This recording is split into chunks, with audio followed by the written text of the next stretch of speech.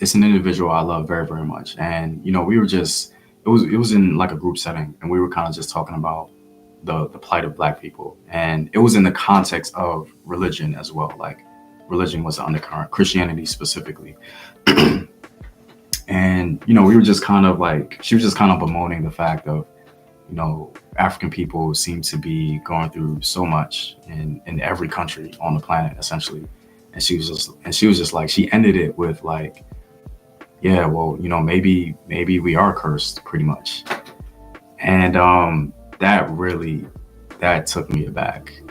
I was like, whoa, because the curse of Ham narrative is always, in my opinion, been an undercurrent within Christianity. And I feel like the way it was presented to me was like, oh, this is just nonsense. It's a misnomer. Got it. That's kind of the position I always held. And through my own research, that's what it seems to be, a misnomer or whatever, like that particular belief. I wouldn't say Christians genuinely believe that, ultimately. The problem is, it has been utilized to, justify enslaving Black people. And that's been an undercurrent that's been passed down from generation to generation to generation. So like this idea that you're cursed or whatever, it keeps you enslaved. Ultimately, it keeps your mind enslaved.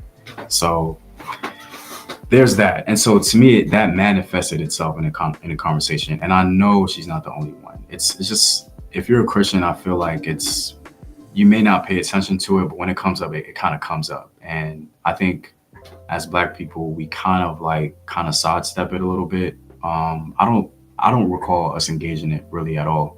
It's kind of like just kind of swept under the rug in a sense and dismissed very quickly, which I get. I mean, I guess.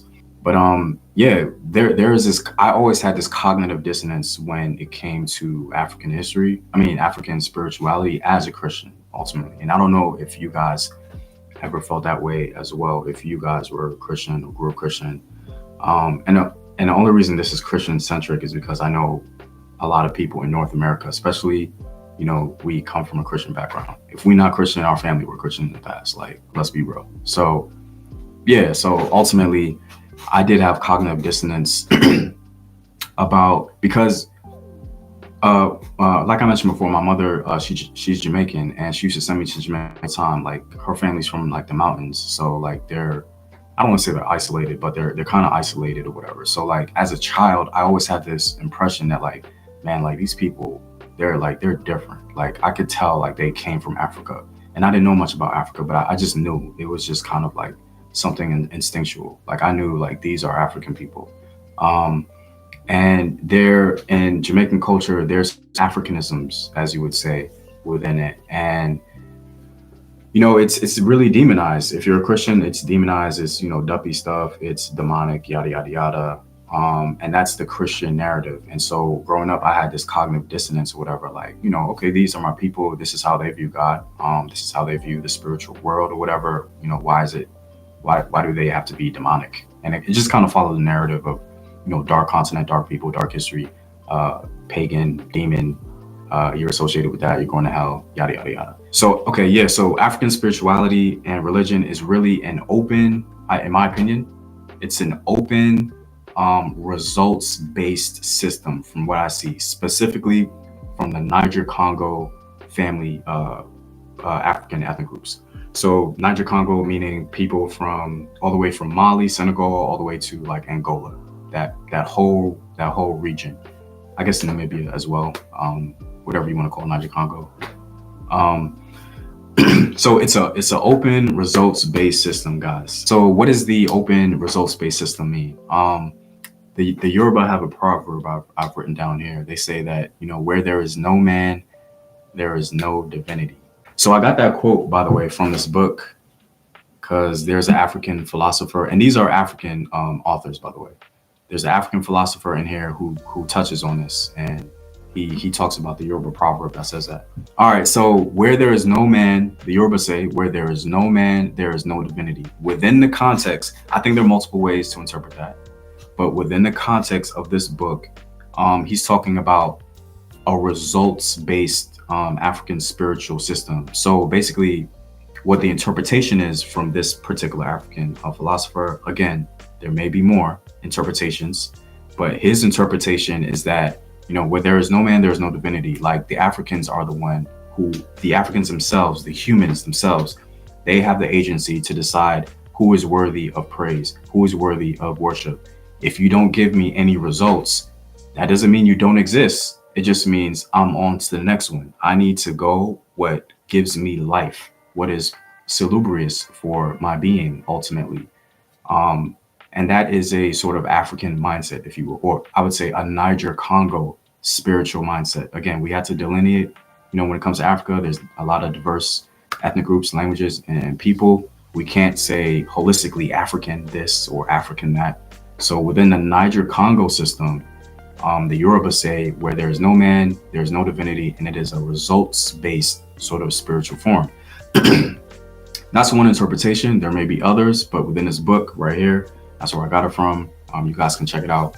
That's what he's talking about. There's also another Igbo proverb. This is very Nigerian centric, I know, but there's the Igbo proverb that says, "A deity who does as he says never lacks in worshipers." That's interesting. So within the context, it seems as though there's some parallels here. The Yoruba are saying where, like, if a man doesn't worship the divinity, there's no divinity. Like it's not necessarily that they don't exist. It's just that, they're irrelevant. And the Igbo are saying, a deity who does what he says never lacks in worshipers. And that to me kind of goes to like a polytheistic system, where like, because I would like, as a Christian studying Egypt, that's interesting how I like kind of went from West Africa to Egypt. But as a Christian studying Egypt, I was always kind of like, I don't want to say confused, that's not the best word, but I was always like really interested to understand like why different Egyptians, like, they didn't deny the existence of other like deities. They worshipped based on like their city or based on their town, whoever was giving them the results, whoever was the more popular deity. And I think outside of Africa, it was a similar system as well. But I think that's really interesting. It seems as though throughout many parts of the African continent, it was a results-based sort of system. And in West and Central Africa, we can throw in the open system as well. Okay, yeah. So as a Christian, the Haitian the Haitian Revolution was always, in a sense, the boogeyman. That's crazy. Anyway, yeah, as a Christian, the Haitian Revolution was always, in a sense, the boogeyman. And I don't know if other Christians can relate to this. If you can, please let me know. Like, I know I could not be the only island in this, man. But the Haitian Revolution was kind of the boogeyman because, the narrative was that, the Haitians, they used voodoo to take over and to defeat the French. They made a deal with the devil, essentially. And that's I would say the Western Christian narrative. And that was always deeply troubling to me, but it was something that I just kind of accepted at face value. As I got older and started to sort of deconstruct from a more fundamentalist vision or idea of Christianity, because like I said, I'm a more liberal Christian, if you will, I started to think like, man, like, especially learning more about, African religion, like, okay, if I believe from the sources that I'm reading that African religion or spirituality, whatever you want to call it, is an open, results-based system. And you have these Yoruba proverbs saying that where there is no man, there is no divinity. If you ain't doing nothing for me, I ain't gonna worship you. The Igbo saying a deity who does as he says never lacks in worshipers. Like, this is their mindset. This is their ideology. So you had these Haitians. These were really Africans at the time, for the most part. These were Africans transitioning into Haitians, if you will, whatever you want to call it. They had this system that they believed in, and they utilized this system, this spiritual idea, literally to free themselves from the torture of slavery. Like, there is nothing more righteous or glorious than that. Like, when I started looking at it in a different way, it's just kind of like, how can you then say, like, voodoo or vaudon is like evil or demonic. Now, a Christian in a sort of a apologetic way can be like, oh yeah, of course you can use the devil to free yourself from, or to get your desires met. But I personally reject that, because anything Christianity or the Western world or even the anthropologists didn't understand, they have a consistent history of demonizing it. They've been doing that for years. I would say centuries.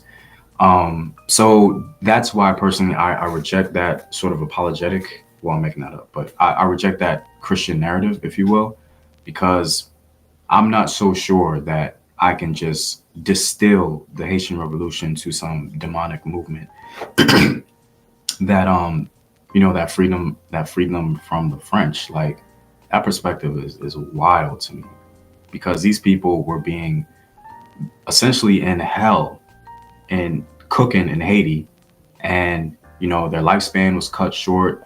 All manner of hell was being done to them, just like all other enslaved people in South America and the Caribbean and America.